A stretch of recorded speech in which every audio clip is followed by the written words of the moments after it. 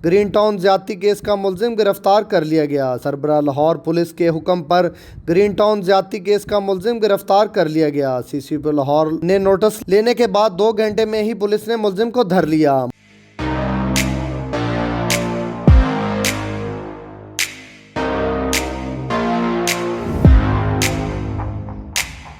मोहम्मद उमर शेख ने ज्यादती के मुलजिम की अदम गिरफ्तारी पर बरहमी का इजहार किया था। CCP लाहौर ने SP इन्वेस्टिगेशन, सदर SDPO टाउनशिप और इंचार्ज इन्वेस्टिगेशन को मुलजिम गिरफ्तार करने का हुक्म दिया था।